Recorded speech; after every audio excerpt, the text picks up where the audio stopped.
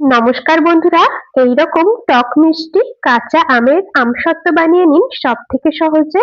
কোনো রকম চিনি, কোনো রকম ফুড কালার কিচ্ছুই ব্যবহার করব না আজকের এই আমসত্ত্বগুলো তৈরি করতে। দোকান থেকে আমসত্ত্ব আর কিনে খেতে হবে না, একদম সোজা বানানো। আর একবার এইভাবে আমসত্ত্ব বানিয়ে নিলে ১ বছর পর্যন্ত সংরক্ষণ করে খেতে পারবেন। তাহলে চলুন আর বেশি দেরি না করে রেসিপিটা শুরু করা যাক। তো সবার প্রথমে এখানে আমি ১ কেজি নিয়ে নিয়েছি কাঁচা আম। আমের খোসা ছাড়িয়ে নিয়ে পরিষ্কার করে ধুয়ে তারপরে ছোট, ছোট টুকরো করে কেটে নিয়েছি। এখানে আপনারা যতটা পরিমাণে আমসত্ত্ব তৈরি করবেন সেই হিসাবে কিন্তু কাঁচা আমের পরিমাণটা কম বেশি করে নিয়ে নেবেন। তো এখানে আমি আমগুলোকে তো সুন্দর করে ধুয়ে কেটে নিয়েছি। তো এরপর এদিকে ওভেনে একটা ফ্রাইং প্যান বা কড়াই যেটাই হোক বসিয়ে দেবেন। তার মধ্যে কেটে রাখা আমগুলোকে দিয়ে দিতে হবে। গ্যাস অন করে দিয়েছি আর এখন এর মধ্যে দিয়ে দিচ্ছি জল। ১ কাপ জল এখন ব্যবহার করলাম, আর যদি লাগে তাহলে আবার পরে জলের ব্যবহার করব। তো এখন এটাকে ঢাকা দিয়ে খুব ভালো করে সেদ্ধ করে নিতে হবে। কাঁচা আমগুলোকে ঢাকা দিয়ে গ্যাসের ফ্লেমটাকে মিডিয়াম টু হাইতেই রেখেছি। খুব ভালো করে বেশ খানিকক্ষণ মোটামুটি ১০-১২ মিনিটের মতো মিডিয়াম টু হাই ফ্লেমে রান্না করে নিয়েছি। আমগুলো দেখুন সুন্দর সেদ্ধ হয়ে গেছে। তো এইরকম ভাবে একটা স্প্যাচুলা দিয়ে আমি একটু ম্যাশ করে নিচ্ছি। তো দেখুন একদম সুন্দরভাবে সেদ্ধ হয়ে গেছে। খুব সহজেই কিন্তু আমগুলোকে ম্যাশ করা যাচ্ছে। তো এইভাবে আমগুলো ম্যাশ করে নিয়েছি আর জল অনেকটাই কমে গেছে, সেজন্য কিন্তু আমি এর মধ্যে আরো ২ কাপের মতো জল ব্যবহার করব। বন্ধুরা, আমি কাজটা করতে থাকি আর আপনারা কিন্তু অবশ্যই আমাকে এই সময়টা কমেন্টসে জানিয়ে যাবেন আপনারা কে কোন জায়গা থেকে আমার আজকের এই রেসিপিটা দেখছেন, তবেই না আপনাদের কমেন্টসে ধন্যবাদ জানাতে পারবো। তো এখানে আমি আরো ওই মোটামুটি ২ থেকে ৩ কাপের মতো জল ব্যবহার করলাম। আমের এই মিশ্রণটা খুব বেশি পাতলা করব না, আবার খুব বেশি ঘনও রাখবো না। সেই হিসাবেই কিন্তু আমি জল ব্যবহার করে নিলাম এর মধ্যে। তো বেশ ভালো করে দেখুন আমগুলোকে গলিয়ে নিয়েছি। একদম একটা স্প্যাচুলা দিয়েই হালকা করে একটু চেপে, চেপে দিলেই দেখবেন আমগুলো খুব ভালো মতো ম্যাশ হয়ে যাচ্ছে। তো গ্যাস অফ করে দিয়েছি এখন, আর এটাকে একটা ছাঁকনির মধ্যে নামিয়ে নেব। যাতে করে আমের যে আঁশগুলো রয়েছে সেগুলোকে খুব সহজেই আলাদা করা যায়। তো অর্ধেক, অর্ধেক করে আমি আমটাকে ছেঁকে নিচ্ছি ছাঁকনিতে। বন্ধুরা, পাকা আমের আমসত্ত্ব তো আমরা সকলেই বাড়িতে কম বেশি তৈরি করি আর প্রত্যেকেই হয়তো কম বেশি পাকা আমের আমসত্ত্বটা খেয়েই থাকি। তবে এইরকম ভাবে একটু টক মিষ্টি এই আমসত্ত্ব খেতে এত টেস্টি লাগে, আপনারা একবার যারা কখনো এইভাবে বানাননি একবার বানিয়ে দেখবেন, আশা করছি আপনাদের ভীষণ ভালো লাগবে। তো এদিকে আমি আমের যে আঁশগুলো ছিল সেগুলোকে আলাদা করে নিলাম। এরপর বাকি যেটুকু আমের সেদ্ধ করা মিশ্রণটা রয়েছে পুরোটাই কিন্তু ছাঁকনিতে ছেঁকে নেব। এরকম ভাবে আমের পাল্পটাকে আলাদা করে নেব।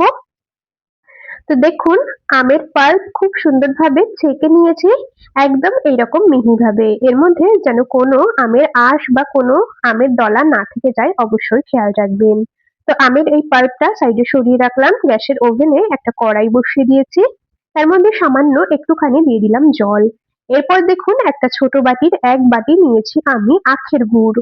এখানে আমসত্ত্বটা আপনারা যতটা মিষ্টি খাবেন বা যতটা মিষ্টি তৈরি করবেন সেই হিসাবেই কিন্তু গুড়ের পরিমাণটা কম বেশি করে দিয়ে নেবেন।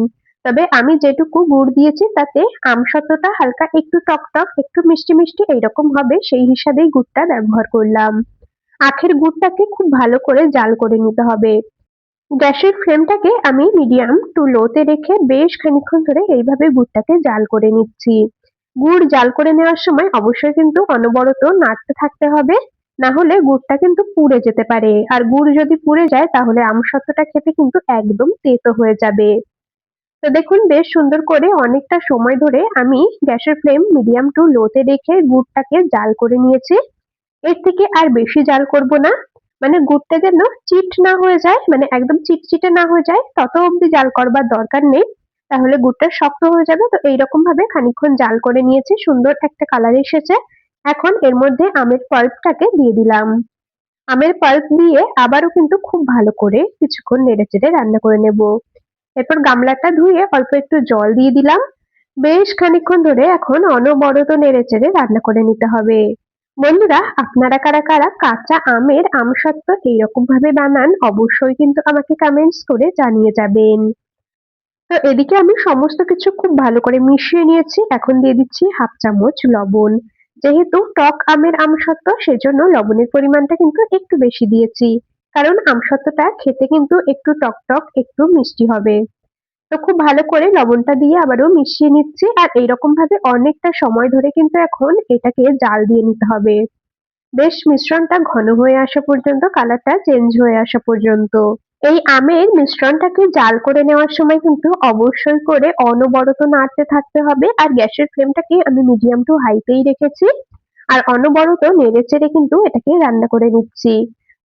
দেখতেই পাচ্ছেন অনেকটা সময় ধরে রান্না করে নিয়েছি। এই মিশ্রণের কালারটাও কিন্তু চেঞ্জ হয়ে এসেছে আর মিশ্রণটা দেখুন অনেকটা ঘন হয়ে এসেছে।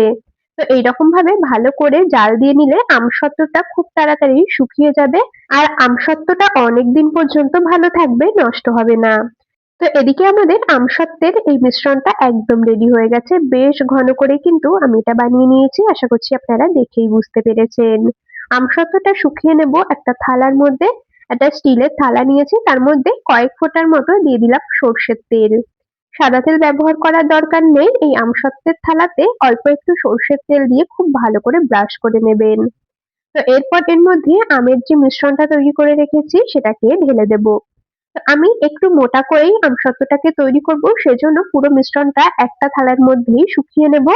আপনারা যদি এর থেকে একটু পাতলা করে আমসত্ত্ব তৈরি করেন তাহলে দুটো থালাতেও কিন্তু আমসত্ত্বটা শুকিয়ে নিতে পারেন। থালাটাকে একটু ভালো করে ড্যাব করে নিচ্ছি যাতে আমের এই মিশ্রণটা থালার চারিদিকে সমানভাবে ছড়িয়ে যায়। তো আমি আমসত্ত্বটাকে টানা 2 দিন রোদে শুকিয়ে নিয়েছি। একদম টানা রোদে 2 দিন শুকিয়ে নিয়েছি। একদিনে কিন্তু আমসত্ত্বটা পুরোপুরি শুকাবে না। তো 2 দিন শুকিয়ে নিয়েছি আর এখন এটাকে পিস করে কেটে নেব। দেখতেই পাচ্ছেন শুকানোর পর আমসত্ত্বের কালারটা কতটা সুন্দর এসেছে। দেখে কেউ বুঝতেই পারবে না যে এটা আপনি কাঁচা আমের আমসত্ত্ব তৈরি করেছেন। আর খেতেও কিন্তু দারুণ লাগে, পাকা আমের আমসত্ত্বর থেকে কোনো অংশেই কম নয়। তো এখন পিস করে কেটে নিই, তারপর আপনাদেরকে দেখাচ্ছি। আপনারা চাইলে ছোট ক্যান্ডির মতো করেও কেটে নিতে পারেন, আবার বড় করেও কেটে নিতে পারেন। তো এইরকম ভাবে আমসত্ত্ব বানিয়ে কিন্তু আপনারা 1 বছর পর্যন্ত রেখে খেতে পারবেন। বন্ধুরা, এই কাঁচা আমের আমসত্ত্বের রেসিপিটা আপনাদের কেমন লাগলো অবশ্যই কিন্তু কমেন্টস করে জানিয়ে যাবেন। যদি ভালো লেগে থাকে তবে ভিডিওটিতে একটি লাইক আর বন্ধুদের মধ্যে অনেক শেয়ার করে দেওয়ার অনুরোধ রইলো। তাহলে বন্ধুরা, আজ এখানেই শেষ করছি। আবার দেখা হবে পরবর্তী কোনো রেসিপির সাথে। ততক্ষণ সকলে ভালো থাকবেন, সুস্থ থাকবেন।